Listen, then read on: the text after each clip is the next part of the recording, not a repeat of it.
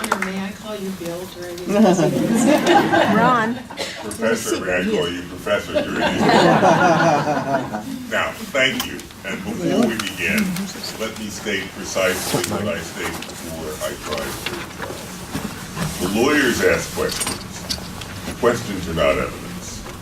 The court will ask questions. The questions of the court are not evidence. As an Article III judge, I write opinions about the Constitution. As your moderator today, however, I have no opinions about the Constitution. The testimony, the evidence, the substance of our discussion today consists solely of the answers to the questions Professor Strawson provides, not to the questions I ask, nor to the questions you will ask during the Q&A period. And so remember, a question is by way of example, what is Aleppo? The following is not a question.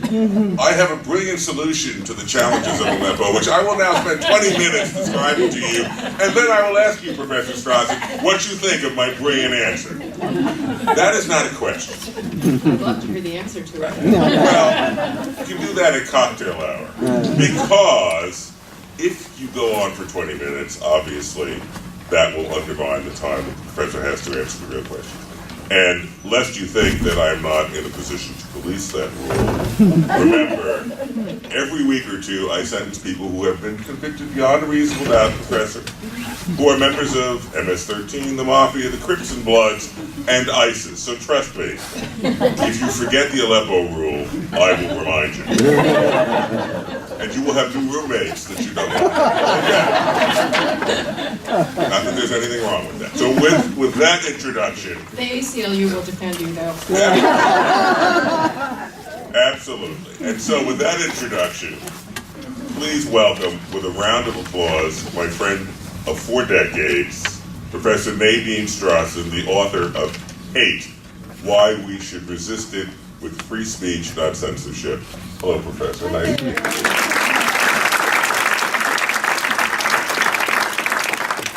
Now let me begin with a very tricky, difficult question. You titled your book, Hate, Why We Should Resist It with Free Speech, Not Censorship. You didn't title your book, Hate Speech, Why We Should Resist It with Free Speech, Not Censorship. I've known you too long and too well to think that that was not a decision made after considerable thought. So tell us, what is your definition of hate? Oh, wow. Jumping right into the hard part of this debate. Part of the reason why I resist censorship is precisely because the topic of hate, whether it is a modifier to speech or a standalone concept, is inherently vague and subjective. What one person hates, somebody else loves. What one person considers hate speech, somebody else considers cherished, beloved speech. And I do think that there is a very serious problem in this country, not only, and around the world, not only of rhetoric that is hateful, but also of hatred or discrimination toward various people who are members of particular groups that we do not like. And that can be members of racial groups, it can be members of ethnic groups, it can be immigrants, it could be refugees, it could be members of political parties to which we do not belong. We see evidence now, statistics, that people do not want to associate with others who have political views that are different from theirs. So I absolutely want to resist and overcome hateful and discriminatory stereotyped attitudes and behavior. But I think it is absolutely counterproductive to try to achieve that very important goal by suppressing and punishing speech. I want to see everybody in the audience, and I don't want to have to keep turning around. So Go back one more inch, you'll be...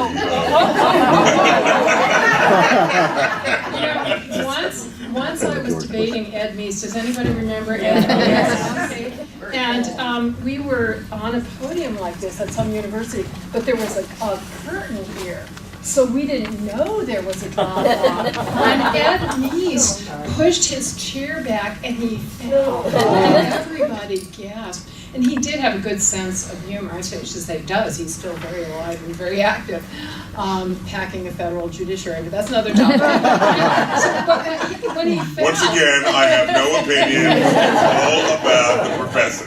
I just ask questions. when he fell, he immediately stood up, dusted himself off, and he said, "Don't worry, it was only my head." Anyway,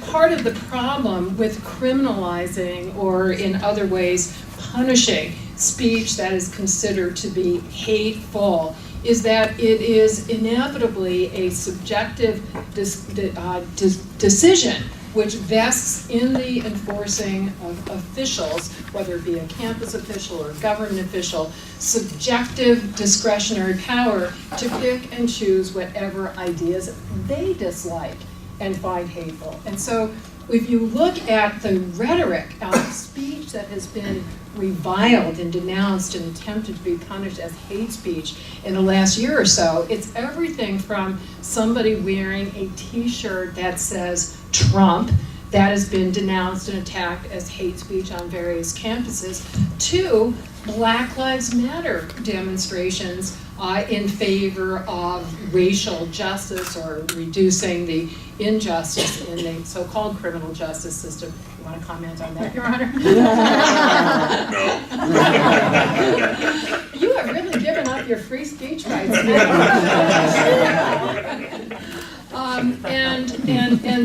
But Bill, if I may, Please. I made a motion, what we lawyers call a motion in limine, to... You know what that means? You can't be appointed. Touche. Yeah. Ignorance is, yes, okay. That's a different topic. We're segueing into the judiciary. But the motion that I made was to bring up personal experience because Bill launched me right into the constitutional law and kind of practical reasons why I oppose censorship of hate speech. But I want to start with respecting the major argument that has been made in favor of censoring, punishing, suppressing speech that conveys hateful or discriminatory ideas, which is that it insults and demeans and undermines the dignity and equality of individuals who are targeted by that speech, that they suffer undeniable or can suffer undeniable psychic injuries, that they can then have their own speech suppressed, right? Because if somebody is calling you hateful, vile epithets, you might very well not feel comfortable responding. And I take those arguments very seriously, and to make that clear, I wanted to share a personal experience, which is the very first time I vividly remember as an adult being subject to vile anti-Semitic speech. And I was already a graduate of Harvard Law School. I was practicing law at a firm on Wall Street called Sullivan and Cromwell. So I was a privileged, well-educated person with a lot of reason to feel self-confidence, and I was so shattered. I still remember it. I'm still getting chills as I remember that episode. And the first thing I did when I got back to my office, we didn't have cell phones in those days, was I called my dear friend Bill, and I said, even before I called my dear husband, for this reason, I said, Bill, you must have been, I assume you've been subjected to a lot of hate speech. How do you handle it, and how do you respond? Do you remember what your answer was? I do, but you should Okay, tell me. I should tell it. I can't do justice to it the way you did. In his big, booming voice, he said, Nadine, when you are as big and black and ugly and mean-looking as I am, nobody dares say those things.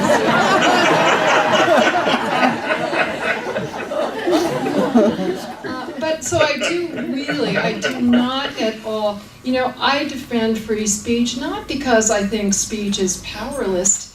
It's, for example, exactly the opposite reason. Speech is powerful, and just as it can be very uplifting and inspiring and encouraging, it can be very damaging. So my reasons for opposing censorship are other, and we may get to that. One of them is that I think that censorship does, in the end, far more harm than good in terms of this overarching problem of addressing the attitudes and conduct that I do think need to be addressed. When you completed your time as the president of the ACLU, you had a small, intimate lunch in Washington. Would you drop the names of 3 of the attendees who were on the dais with you, and then I'm going to ask you a particular question about one of them, and you know which one I'm going to ask about. Maybe you don't. But why don't you just mention who was there? Well, before you put on the dais, I was going to say one of the best respected and, to me, most cherished attendees was you. Well, you're very Thank you for making the It's long not journey true, from but me. go ahead. But I was very honored and surprised that 3 justices of the Supreme Court came to that lunch and sat on the dais with me. And I was especially surprised because it was an ACLU event, and I don't know what the Code of Judicial Ethics says, but I can understand that there might be some restraints given that the ACLU is such a frequent litigant before the Supreme Court. It also happened to be the last week of the Supreme Court's term, so they were very, very, very busy.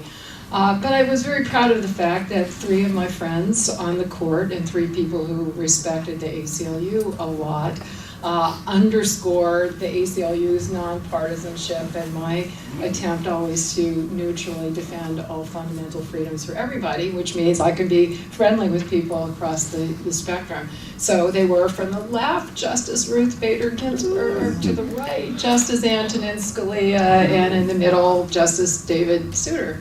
And the reason I raise it in this context, other than to give you shock and awe about the breadth and the depth of the professor's connections and the respect that the court has for her, Justice Scalia was very precise about his views of the Constitution, and part of his precision dealt with language. So just as I began by asking you to distinguish between hate and hate speech, I'm going to ask you, does the word hate appear in the United States Constitution?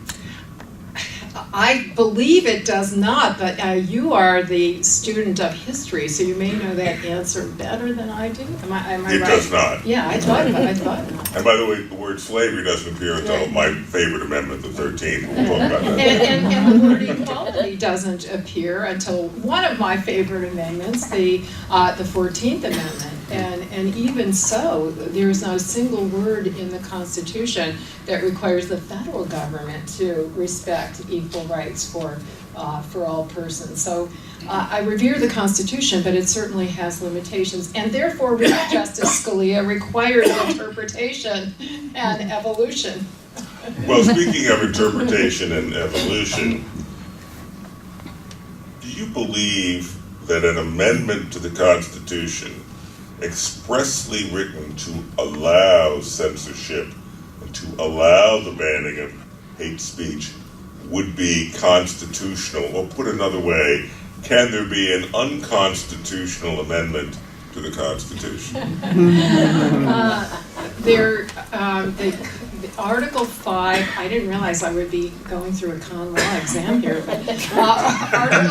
Article 5 of the Constitution, which sets out the amendment process, does basically allows everything to be amended with 2 exceptions.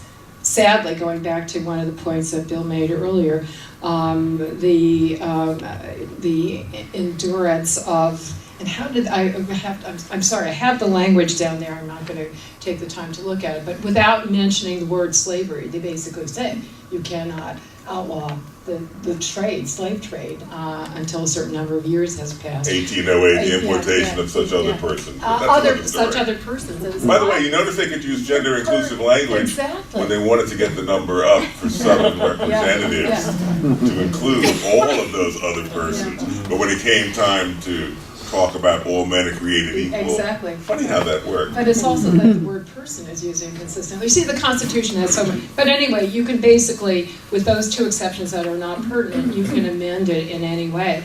But it takes an extraordinary supermajority. Interesting, so it has to be 2/3 of both houses of Congress, 3/4 of the states, either through their legislatures or through ratifying conventions. Interestingly enough, we have seen very serious efforts to amend the First Amendment to outlaw what the vast majority of people in this country consider the most hated, hateful speech.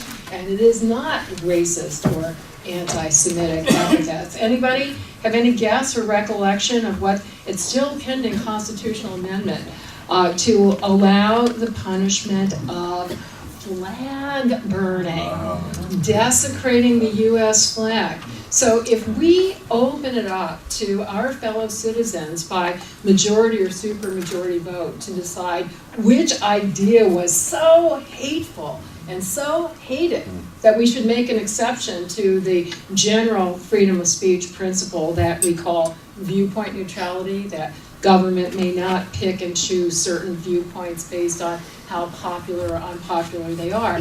That first exception would definitely be for burning the flag or engaging in any other kind of unpatriotic expression. So this is a point that I love to make to liberals who hate speech in the conventional sense of discriminatory speech, and somehow imagine that if government or universities had the power to outlaw it, it would be ideas that they hate, right? Like that anti-immigrant speech or that anti-Black Lives Matter speech, that would be censored. But I hate to tell you that, not that I would defend it in that case, but on purely pragmatic grounds, you have to understand that is not how the censorial power would be used. And we can look at other Western democracies, Canada, European countries, Australia, New Zealand.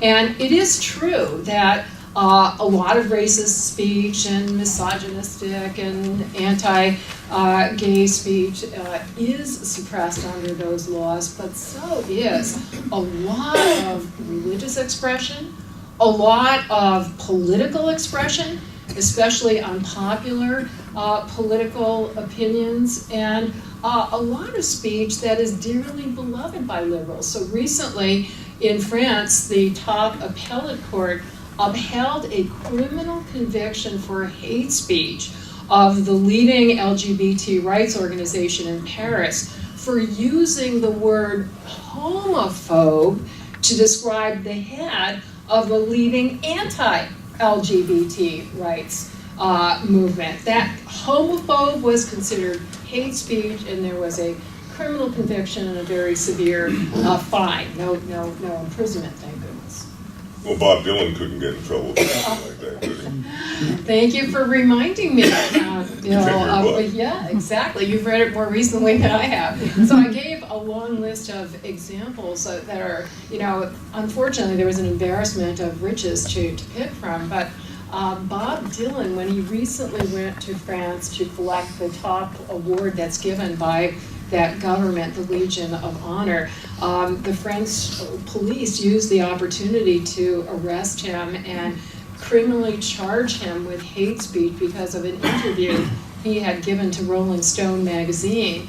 And you can remind me of this, Bill, the exact words, but he was asked about whether racism still exists in the United States, and he said, well, just as a black can sense Ku Klux Klan in your blood, and Jews can sense Nazism, he then gave an analogy to, which community was it? Some ethnic community in France. And the representatives of that community, and all he was saying was you can sense when somebody is acting hatefully toward you, and he was criminally charged.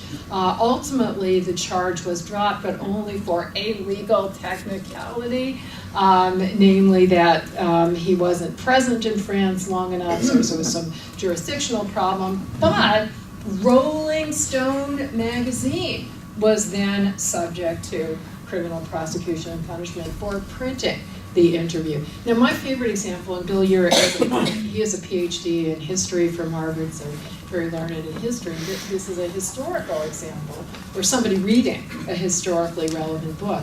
A candidate for the European Parliament a few years ago in Britain was giving a traditional campaign speech on the steps of the local town hall. And he was definitely, I don't share his views, he was definitely anti-immigrant and anti-Muslim immigrant in particular. But to convey those views, rather than speaking for himself, he read a passage from a book by another noted historian, Winston Churchill. When Churchill was a young member of the military in Britain, he was participating in some campaign, you can tell me better what it was, and he wrote a book documenting his experience called The River Wars, in which he said some negative things about what he called Mohammedanism. Now, to make it even more complicated, the negative remarks had to do with what Churchill saw as the subjugation of women by certain Islamic doctrines. So, maybe that was anti-discrimination speech on the basis of gender. Anyway, he was reported to the police for what was seen as hateful speech toward Islam by reading from Winston Churchill. And at least 6 police officers came to arrest him. I say at least because some accounts it's even more. They handcuffed him, they put him into a paddy wagon, they drove him down to the police station, held him there for hours. Ultimately, they released him, but with a warning. If you do something like this again, you are in trouble. And no less a surprising ally than his opponent in that race for the European Parliament wrote a diatribe. Can you believe this? That to give a hustings speech to your constituency, your would-be constituency, in which you are expressing a political opinion, that this is now a crime in Britain. Now, other than Max Bialkin, there's somebody else who shall remain nameless, we'll just call him Voldemort, who talked about good Nazis and good members of the Ku Klux Klan. And I could be mistaken, but I believe the ACLU represented some of those folks at a recent rally in a state that shall remain nameless. So, as we say in Brooklyn, what's up with that? Well, on the first... Springtime for Hitler was supposed to be a loser. You weren't supposed to make a lot of money with that film. You weren't supposed to get elected. Oh, never mind. On the first part of that question, though, segueing from the European examples that I just gave, make no mistake about it, not only Donald Trump, but also Hillary Clinton made statements in their campaigns that definitely would have been criminal under European hate speech laws. Hillary, I'm thinking of the basket of deplorables. So, we may dislike a lot of these statements, but I think in the United States, I hope we would be very leery of criminalizing that kind of statement. Now, the ACLU has notoriously or heroically, depending on your perspective, consistently defended what Oliver Wendell Holmes called freedom of speech for the thought that we loathe, right? So as a civil liberties organization, we've always defended racial justice, non-discrimination on the basis of who you are. From our earliest days, we worked very closely with the NAACP to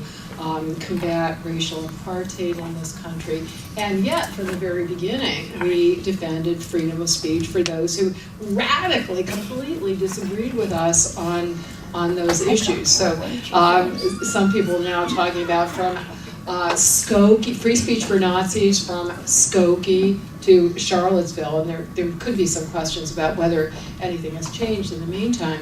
But let me say this, here I want to be personal again.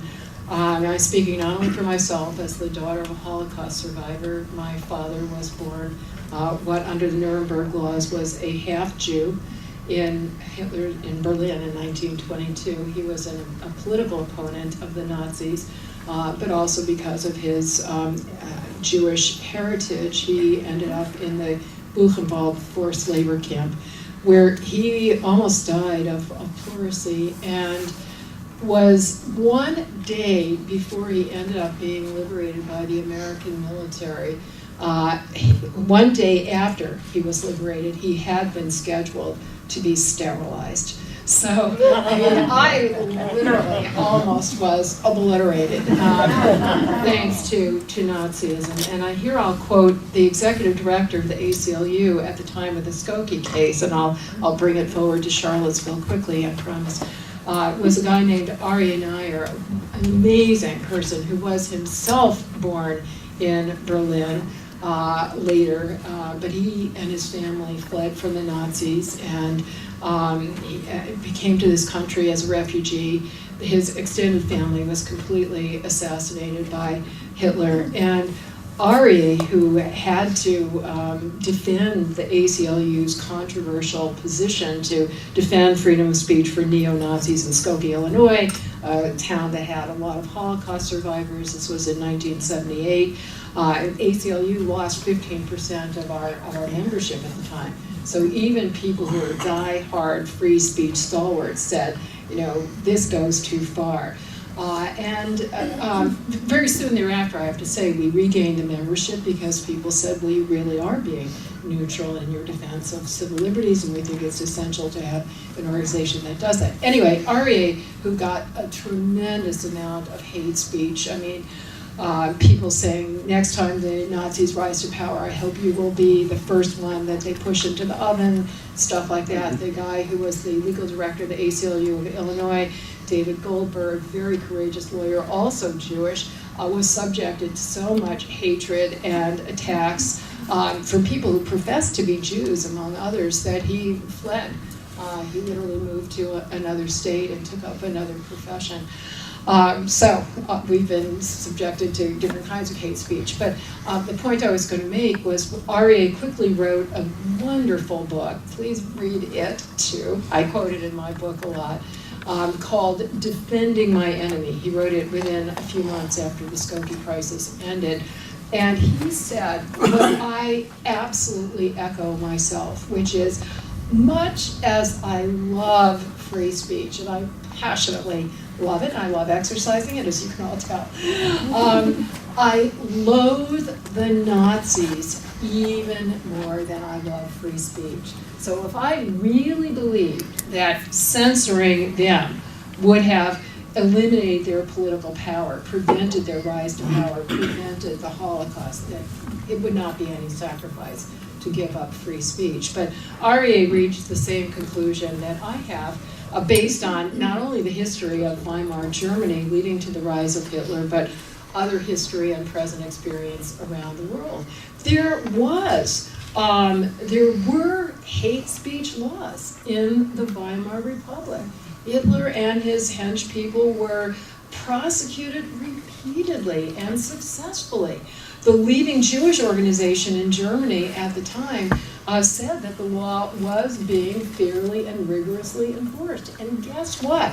The Nazis used it as a platform to spew their hateful messages, to gain attention, to gain sympathy, to play the role of being free speech martyrs. Now, I'm not going to compare Milo Yiannopoulos to Hitler in terms of genocide, thank goodness, but he is somebody who is spewing a lot of hatred, and he's taking a cue from the Nazis' playbook, which is you're just playing into his hands if you try to suppress him or silence him.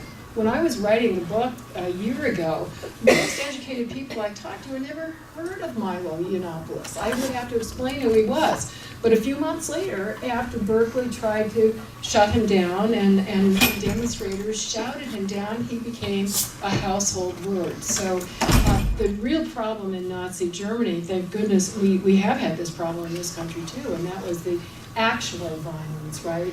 The kind of violence that did occur against civil rights demonstrators in the United States, although fortunately, ultimately the federal government stepped in as state and local officials were not being responsive. But the Nazis literally got away with murder. They were not only insulting Jews and other minorities, but they were engaging in physical violence and murder of their political opponents as well.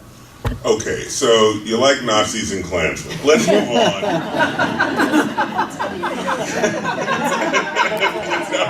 We'll do that later. We'll do that later. He's got a great joke. All right, but answer me this: you, as an outspoken supporter of women's rights, defend free speech for pimps, pornographers, and portrayers of women as sexual objects. To quote a great Brooklyn jurist, what's up with that? Well, speaking to a person who has been called whose pal was called the pervert's pal, but that's another story. Another story. I could get into that. People have asked me why did I write my previous book was about defending freedom of speech for pornography or sexually explicit speech that some feminists defined as speech that is degrading or demeaning to women. So it's a subset of hate speech, right? It's sexually explicit, misogynistic, sexually discriminatory speech. Why do I write a book defending that? Why do I write a book defending hate speech? It's because that is the expression that is targeted for censorship, right? That's the only speech that needs defending, and I'm going to amend that statement because I always conceived my position as not defending the speech itself, but defending the underlying principle, the underlying freedom. The very same principle that helped the ACLU to win the Skokie case, and unpopular as it was and controversial as it was in the court of public opinion, we were overwhelmingly successful in the courts of law. It went all the way through the federal system, all the way through the state system, and with the exception of one judge in Cook County, Illinois, we can comment on that later, every single judge, including the entire United States Supreme Court, unanimously enforced what has been called the bedrock principle of our free speech jurisprudence, that government may never suppress speech solely because of disapproval of its content, of its viewpoint, of its idea, of its message, no matter how deeply despised it is, no matter how widely despised it is. So that was an easy case in the court of law. But now I'm digressing from your question, which was how can I as a feminist? It is women, it is members of minorities who are never going to achieve political power or political majoritarian power, who have traditionally been subject to discrimination and marginalization. We are the ones that especially depend on freedom of speech because our messages are initially seen as hateful and hated. So in the Skokie case, the very same viewpoint neutrality principle that helped us easily win that case in the courts of law was the very same principle that we used in the very same time period, in the very same state, to defend freedom of speech for the Martin Luther King organization to demonstrate in Cicero, Illinois, a southern Illinois town that was deeply segregated, where pro-civil rights speech was seen as hateful and hated and dangerous. And in my book on, what is hate, the learned judge started this conversation with that question. What is pornography? One of the feminists who wanted to censor it literally said, what turns me on is erotica, what turns you on is pornography, right? It's a stigmatizing term. And so in that book, I gave examples of speech that had been demonized as misogynistic pornography and subject to censorship. And interestingly enough, when our neighboring country of Canada did adopt that concept of illegal pornography, among the books that were censored were Bell Hooks, a very respected African-American feminist professor at the time she was teaching at Oberlin. Her book, Black Looks, Race and Representation, was deemed to be pornography. And many LGBT works were deemed to be pornography because those who were enforcing the law saw that kind of sexuality as inherently degrading. Our Bodies, Ourselves, a classic work about women's health and women's reproductive options, was deemed to be demeaning pornography. And the greatest irony was one of the chief advocates of that law in this country, a woman named Andrea Dworkin, whose works, not surprisingly, included, what she considered to be the most egregious examples of demeaning and degrading pornography, right? You have to tell people what this horrible thing is. And her books were seized at the borders. So I think the answer is kind of be careful of what you wish for, no matter how much you may detest a certain message. It is even worse to empower government officials who are beholden to either their own subjective value judgments and preferences or those of politically powerful groups in the community. It is worse to entrust those decisions to them. You've dealt with race, you've dealt with religion, you've dealt with gender. But as one writer observed, the law in its majestic equality forbids rich and poor alike to sleep under bridges, to beg in the streets, and to steal their bread. So my question, particularly in the age of disparate resources and the internet, why should the poor, who are so often targets of hate speech, endure the brunt of hateful, disparaging, dehumanizing expression, whether the poor are or are not members of racial minorities, religious minorities, or women?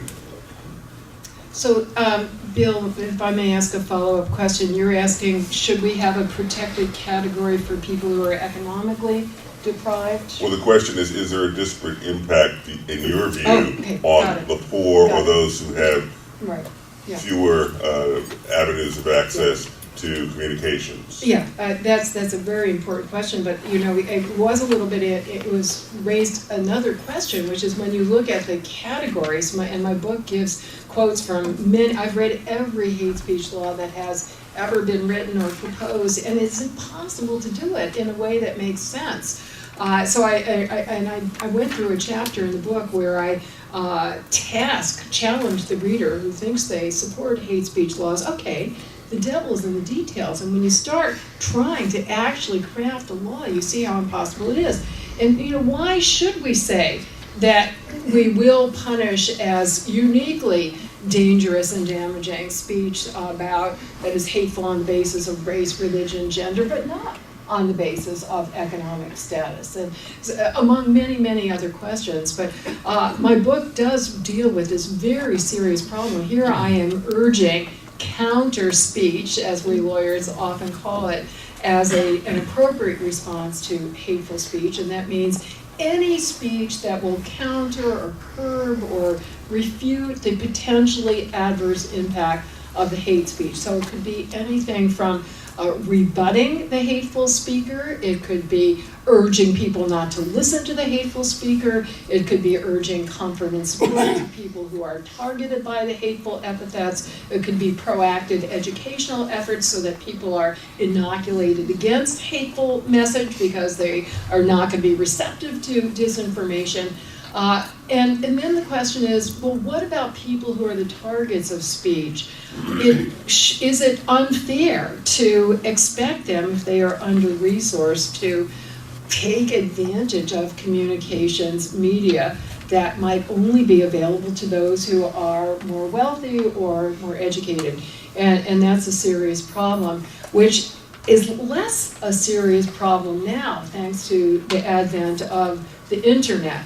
It is true that hate can spread virally on the internet, but so too can counter speech. And it is true that we have the proverbial digital divide, so that not everybody has equal access, and we as a society have to overcome that. And we're doing it in laudable ways through the public schools, through certain funding from the federal government, through public libraries, some of which are represented in this audience. And my book makes a point that we have to provide not only the communications resources, but also the education to empower everybody to have at least the opportunity of responding on their own. And I quote Barack Obama among other wonderful minority leaders who urge, specifically have been going on to campuses and urging minority students to get the practice and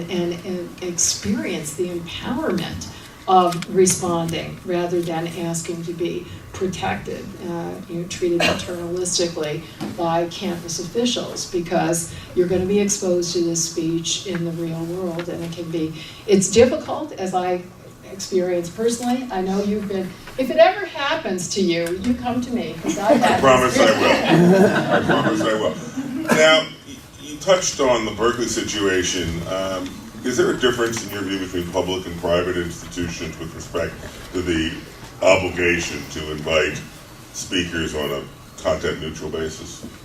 So let me give one basic lesson in constitutional law, which most non-lawyers are very surprised to learn, which is the Constitution, including the wonderful First Amendment with its free speech guarantee, does not protect you against anyone except the government. So if you are attending a private university or you're working for a private sector corporation or business, you have no constitutional rights vis-a-vis that entity that may have enormous power over you, including the practical power to suppress your speech. In today's internet age, that is particularly worrisome because for all practical purposes, the major gatekeepers with the major power to either facilitate or thwart certain messages are online intermediaries, Google, Facebook, Twitter. And there's been a lot. I think the public attention that I find in the media is mostly complaining about the amount of hate speech that is let through. But I have my antenna up for the opposite, which is how they are wielding their enormous power to enforce their so-called community standards under the guise of hate speech or inappropriate speech, and they have been using that to suppress speech that I think should not be suppressed. So the most recent example that caught my attention just a day or two ago was, some of you may have seen that Chelsea Manning, whistleblower, transgender activist, has announced that she is running for the Senate in Maryland and did a YouTube video to launch the campaign, and Twitter barred that on some community standards ground. And that became because the standards were very vague, but they had something to do with sex and sexuality, which, going back to my earlier book, is always deeply suspected in this country. And that episode with Chelsea Manning unleashed a tide of comments from LGBT activists complaining that advocacy of theirs was routinely being suppressed in social media as being against community standards. Now, there, as I recall, and I'm not the constitutional professor, but I think there's more than one amendment to the Constitution, and I think the second one has something to do with the right to bear arms, and there's something about a well-regulated militia. I believe our former law professor tried had some litigation involvement in that. But in any event, the question is, why does the ACLU say it's okay to demonstrate speaking freely and seeking to exercise your First Amendment rights, provided you don't allow me to bring my sidearm and a right to carry state to the demonstration? Are you picking and choosing between the amendments that you like, Professor? Old buddy? How about that, pal? What do you think? Now you're channeling my friend Scalia. When you're a district court judge, you love them all. Affirm, nothing to see here. But anyway, go ahead. So in Scalia's opinion that famously for the first time interpreted the Second Amendment as extending to the right of private individuals, not part of a well-regulated militia. With all due respect, I have to interject. Justice Taney in Dred Scott said one of the reasons there are no rights that a black man has that a white man has to respect. And one of the reasons that black people are not citizens is that they have no right to bear arms. Of course, once you decide they're not citizens, if you're a true conservative jurist, you don't have diversity jurisdiction, and you should have dismissed the case. I always wondered Which is what Hamilton and Madison thought they would do, because they didn't want unelected federal judges to decide questions that those weenies, Washington, Adams, Jefferson, Hamilton, Monroe, Andy Jackson didn't have the courage, the sockle to decide. But no, Taney decided he'd answer didn't work out so well. But anyway, go ahead. And very, very important points. But Scalia, in his opinion, did take pains to say, and he did analogize the Second Amendment to the First Amendment. He said, just as the First Amendment does not give you absolute, unqualified free speech rights in every single situation, right? We all know the proverbial exception of, and most people get it wrong because they'll say you have no right to shout fire in a crowded theater.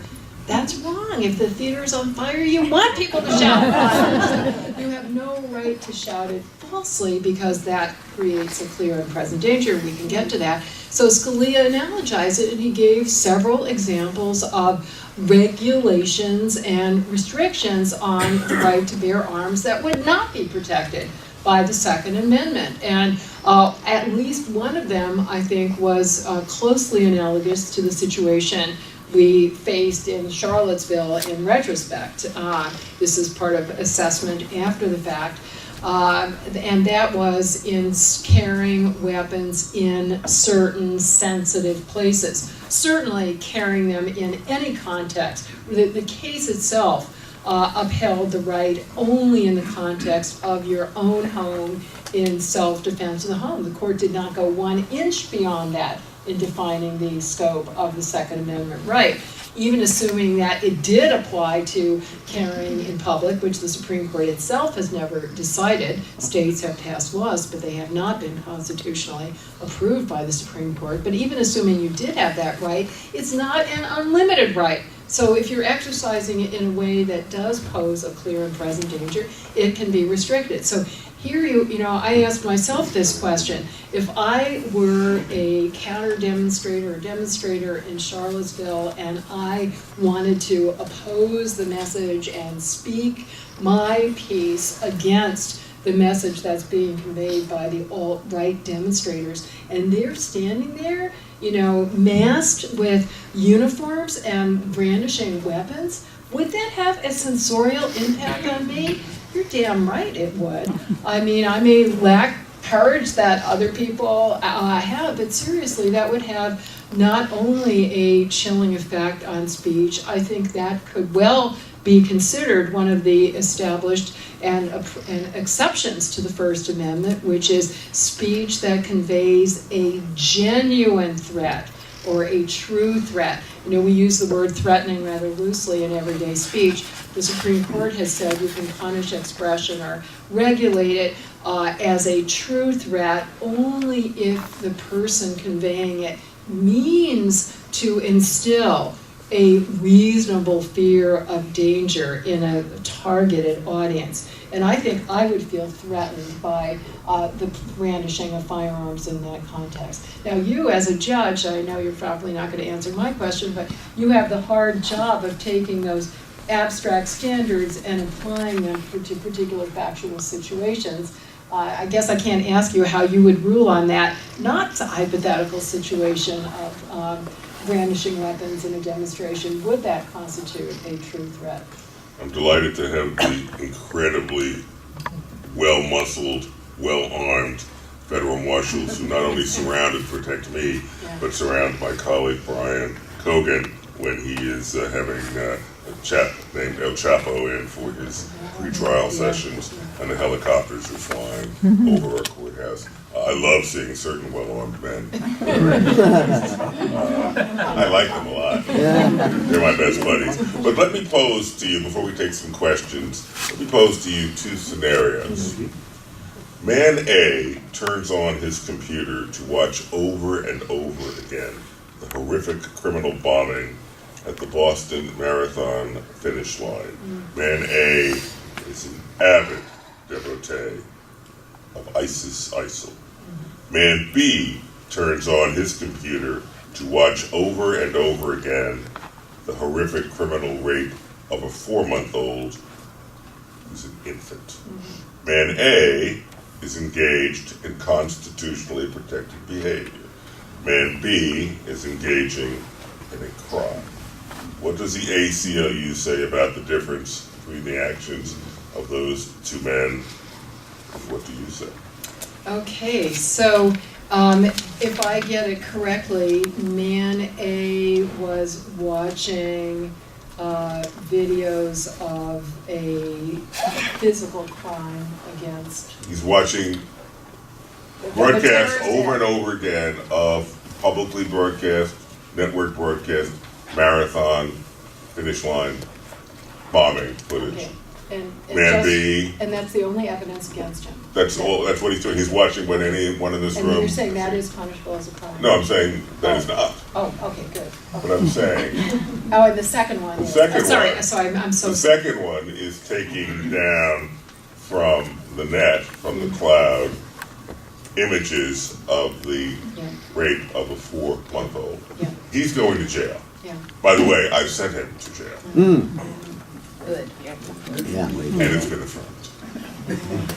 And it would have been because of the Supreme Court precedent that I disagree with, and there were other dissenters in that opinion. There were dissenters in that opinion, but Bill had given me some forewarning he was going to ask me questions like this, so I wanted to. It is so much at the heart of the free speech issues that I'm addressing that it's actually addressed by the very first epigram in the book on a page that's even in the Roman numerals in a kind of a glossary section. A quote from a Harvard Law School professor early in the 20th century, one of the first great scholars of the First Amendment, one of the founders of the ACLU, a man named Zechariah Chaffee. And he said, "The real issue in every free speech controversy is this: whether the state can punish all words which have some tendency, however remote, to bring about acts in violation of law, or only words which directly incite to acts in violation of law." In other words, words are powerful, and we can all imagine exposure to any kind of speech that could possibly at some point lead to actual harm to our nation or to individuals. And the hard line that has to be drawn either by the Supreme Court in setting out general principles or by district court judges in applying those principles to particular factual situations is how do we draw that line. Now, starting in modern times as a result of the civil rights movement, and it's no coincidence that the rise of the civil rights movement was also the rise of strong protection of controversial, offensive, dangerous, hated and hateful speech in this country, because that's how civil rights protests were viewed in many parts of the country. Since then, the Supreme Court across the ideological spectrum, this is not something where those three justices who kindly saluted me would have disagreed with each other, have said that there has to be an emergency.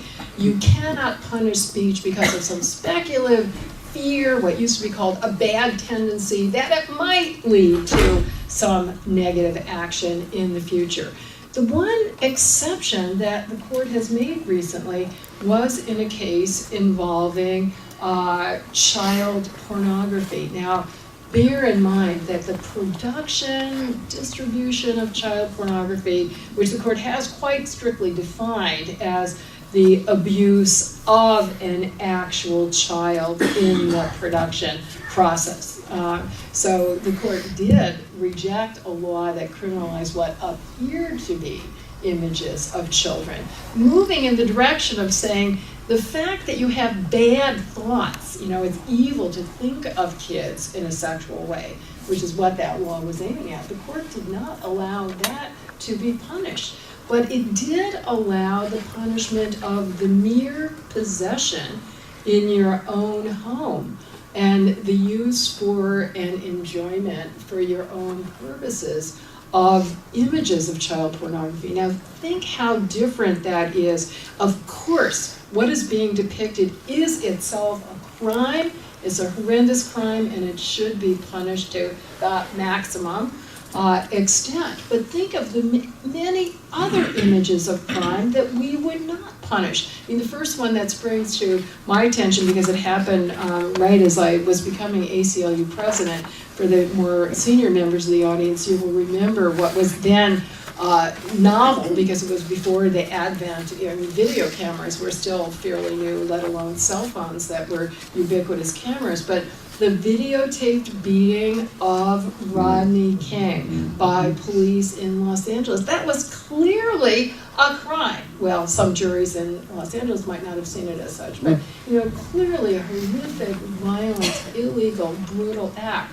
Or think of images we get from around the world of torture that's being committed by our own government in places like Abu Ghraib, torture that's being committed and violence and abuses that are being committed by other governments, even animal abuse. PETA, the Animal Rights Organization, and I love animals, it depicts, in order to stimulate people's opposition and support for humanitarian causes, we see images of the violent and illegal conduct that we deplore. The images themselves should not be criminalized, but the one exception that the Supreme Court has made has been for child pornography, and the rationale was a prophylactic, that this is such a horrific crime, we're creating this singular exception, and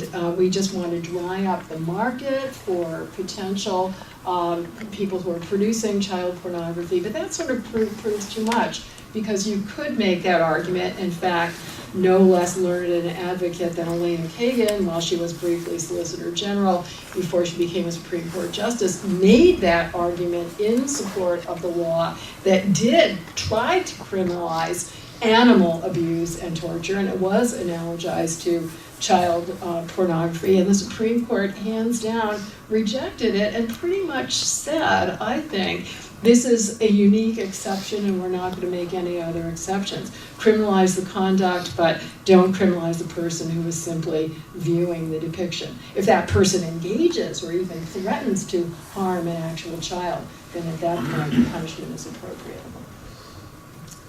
Now, subject to the Aleppo rules, let us begin to take questions. Do we have a question for the professor? And I think there's a microphone that will be handed to the professor. And who would like to ask the professor a question? Yes. Do you agree with the special exception? No, I don't. I'm so sorry if I didn't make that clear. I said that at the beginning. I think it hasn't led us down a slippery slope, but it does lead to situations where it is, in effect, a thought crime, right? And I just think that that's completely beyond government's power in a free society. Next question. Yes, sir. Speak up.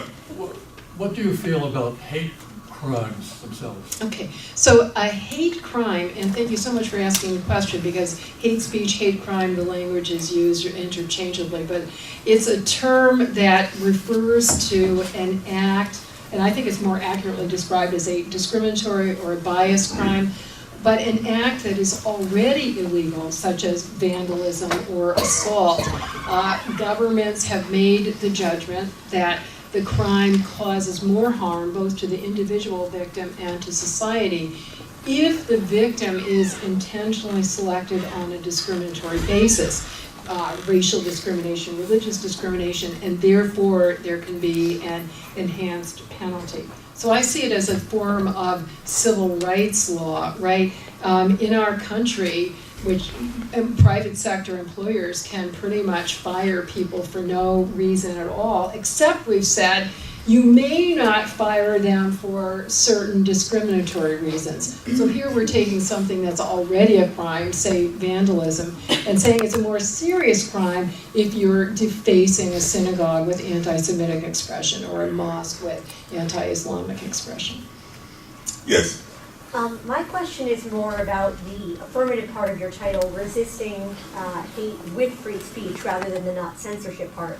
And I'm wondering, you talked about counter speech, the marketplace of ideas, and so we can sort of imagine how that helps fight hate, but how is that changing in a world where our public discourse is having sort of an epistemological crisis and losing touch with truth a little bit? It is so interesting that you mentioned that, because the term hate speech has been used for speech that goes far beyond anything we've talked about, and fake news has been denounced as a type of hate speech. Why? Because basically any speech that people hate, they call it hate speech. But clearly we need, in addition to focusing on providing resources, technological and educational, for just poor people, we need it for everybody. We all need to improve our media literacy, our critical viewing skills, our ability to tell truth from fact or fiction. I just happened to be listening to a panel of experts about this on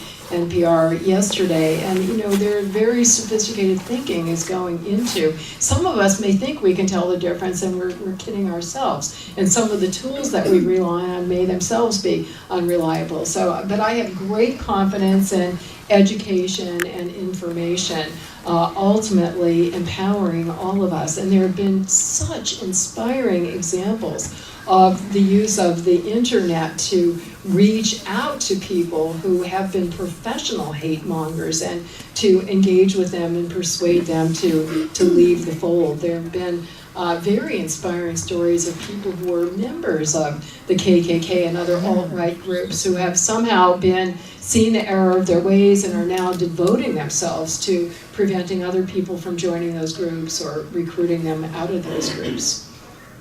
Next question, sir. Did I misunderstand you when you indicated that the man watching the crime was guilty of the crime? Watching a You depiction. did not. Watching a depiction, there are federal statutes where if you watch depictions of certain obscene crimes, and I use the term obscenity as opposed to child pornography, but obscenity being visited upon infants, you can be convicted of a crime, and in fact, By merely watching. by merely watching even and possessing. Possessing. Possessing is the crime. They talk in terms of possession. With intent. And with intent, right. And in fact, the level of punishment under the statute is increased depending upon the number of images you have.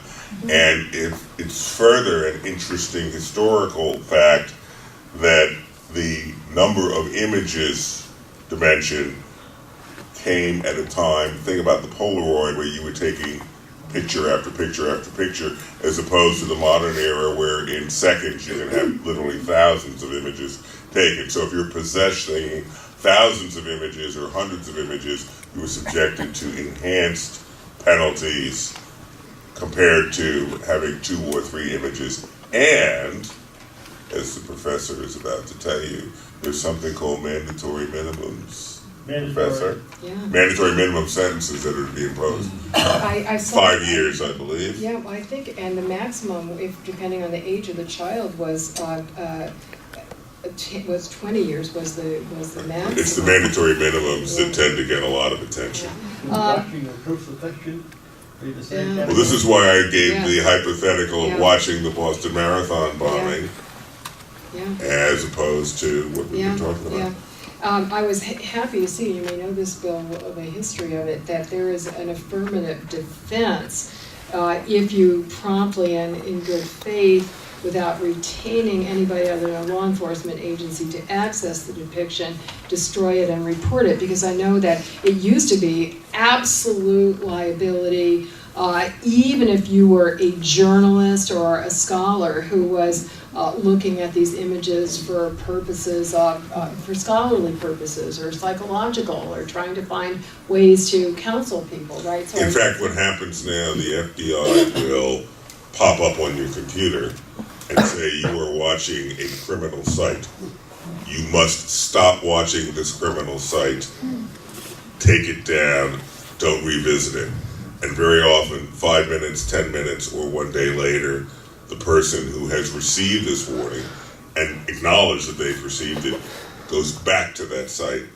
And that's when the FBI knocks on the door, seizes, pursuant to a warrant, the computer, and they wind up in my courtroom facing mandatory minimums. It's very serious, and it's a very serious problem for the judiciary as well as prosecutors and defense counsel in the ACLU. And I'm sure all of us are imagining the most horrific instances we can think of, but I would still defend the principle that it should not be, we should not have thought crimes, no matter how horrific the images. But there are many cases where parents who took pictures of their kids in the bathtub, or acclaimed artist Sally Mann is one example, Jock Sturgis, others where the kids were, romping around nude, even some pictures of nudist camps. I don't think any of us would want the parent to be punished, and yet parents have been treated as criminals for those kinds of There are depictions. also other pictures and other kinds of treatments of children. Yeah. I'm sure, and I have not seen them, and thanks to the governor's warning, I'm sure I won't. There you go. Other questions? Yes, ma'am. What do you think about the trigger warnings that are being... I'm sorry, a little bit louder. Trigger Trigger warning. warnings that are being... So, trigger warning, as everybody probably knows, is a term that describes a warning, whether it be in an academic setting, or we often hear it on the media, that what you're about to hear, see, or read may be traumatic, may be offensive, may make you uncomfortable. So I absolutely oppose mandatory trigger warnings, which have been introduced or proposed on a number of campuses. But I do defend them as an exercise of free speech. So in principle, I, as a professor, could choose to issue a trigger warning or choose not to. National Public Radio can choose, as it does, to warn that you may be offended by what some people may find this depiction or description disturbing. We've all heard that. That is itself an exercise of free speech. Do I think it's wise? I don't think so. It's become so watered down that if you pay attention, at least what I listen to, I'm constantly hearing warnings. And then there's kind of what lawyers sometimes call the negative pregnant. It's gotten to the point that if you don't warn, people are going to say, well, why didn't you? Because everybody can find something offensive and disturbing. And importantly, while the motivation is positive to protect the psychic well-being and dignity of people who are about to hear, read, or see the expression, psychologists whom I respect have said, no, that's not helpful, it's not therapeutic. Even somebody who has been subjected to a traumatic experience, such as rape or other sexual assault, that the only way that they can get over it is by learning how to confront it. And there's debate among psychologists about that. So I think, yes, they could be used judiciously, but I think we should be much more selective and much more attuned to the downsides. It's kind of like a scarlet letter, right, to say what follows might be triggering. Next question. Yes, sir. I'd have to put a big trigger warning on my book, which, by the way, I did consider doing as a joke. Yes. My question correct to understand that people working in private industry are not protected by this free speech right? No, it's not quite right, and thank you for helping me to make a very important clarification. People, I will repeat the question. People in the private sector are not protected by the Constitution, including the Constitution's free speech guarantee in the First Amendment.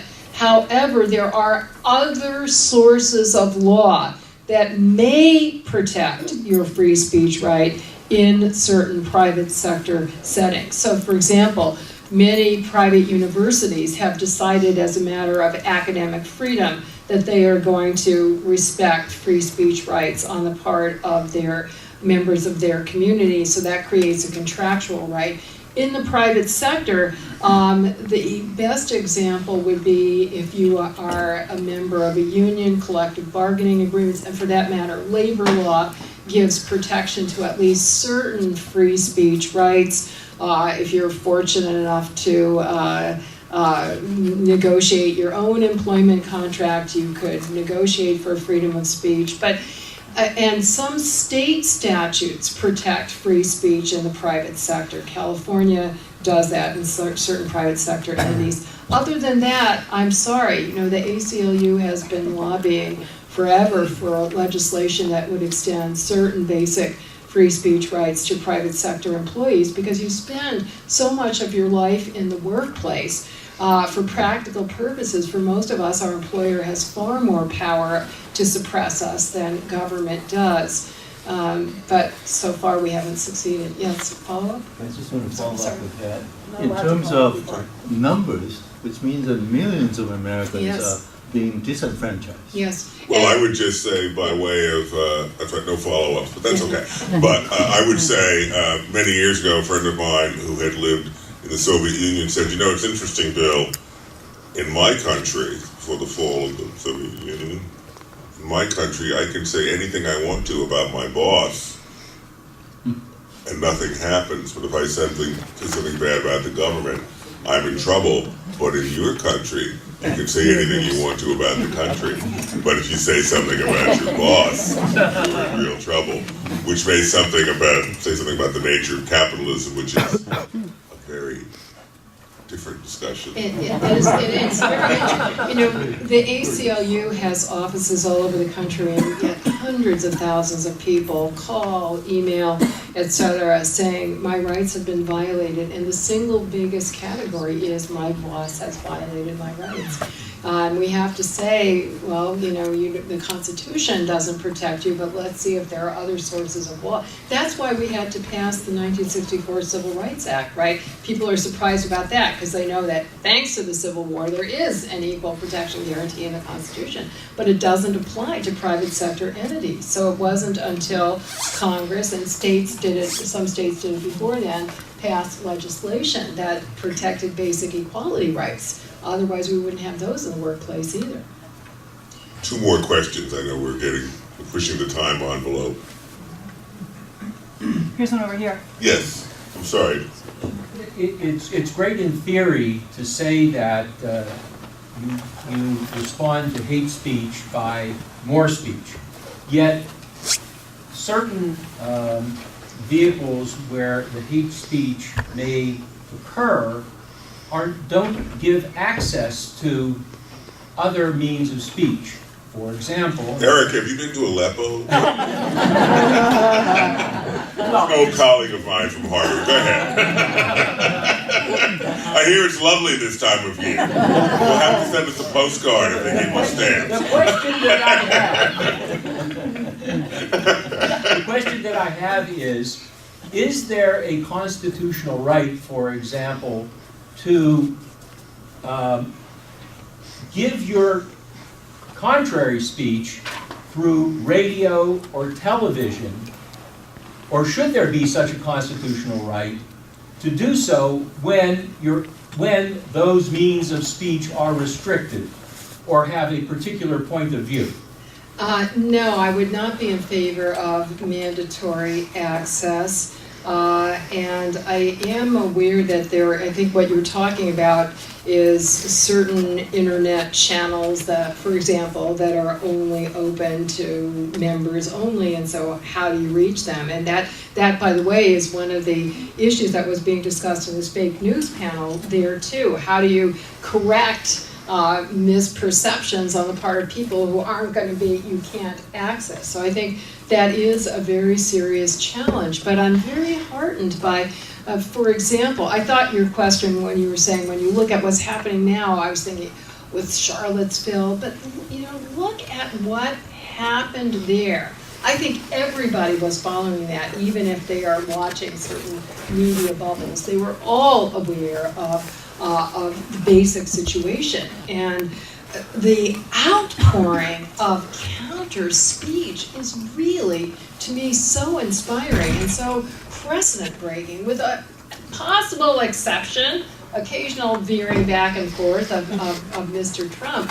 We had military leaders that was very unusual for them to be speaking out, to the point that some people even raised questions about military involvement in civilian affairs. We had top corporate executives, CEOs speaking out, and they all resigned, right, from a couple of business councils that the president had. We had spontaneous community demonstrations all over the country. So I really do see that.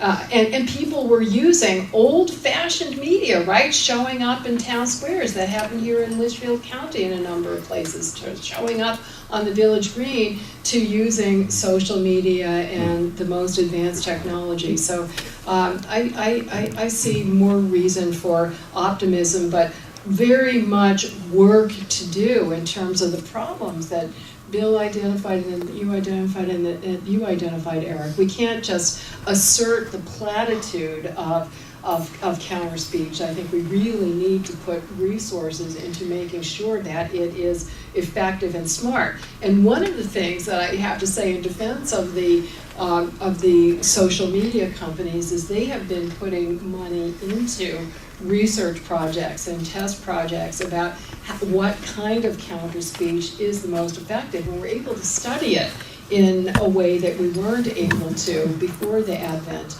of the internet. Final audience question? Yes, Max. Just to follow on, because I don't understand this stuff. I'm not a lawyer. I haven't even played one on stage. Oh, so. I hope that's not true, because I wrote for non-lawyers. Okay. So you have But to I read want to follow up on what you said about the present occupant of the White House.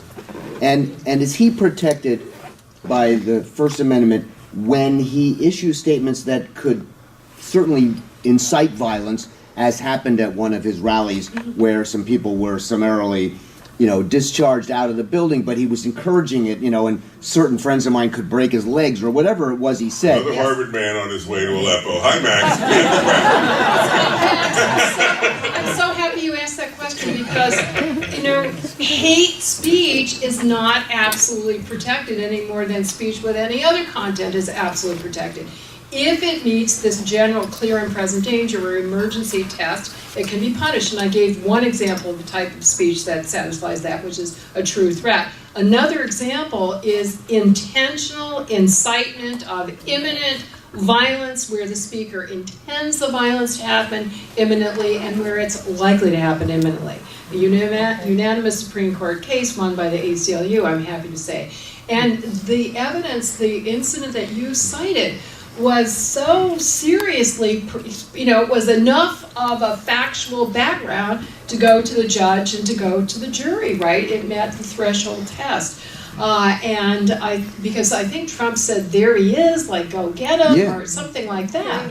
I think he said And so that met the threshold, and I think ultimately it was investigated, but ultimately was decided not to prosecute. But that was a plausible case. Okay. Sure, but he's basically subject to the same free speech standards as the rest of us. Okay. Well, I have the prerogative of asking you, Professor, before I'm going to ask the audience to thank you for your sage advice and your time. The final question, which is, what is your favorite song from the musical Hamilton? I'm not going to answer that. Well, I will answer what my favorite song is, and that is you'll be back. And I hope you will be back. Please thank the professor.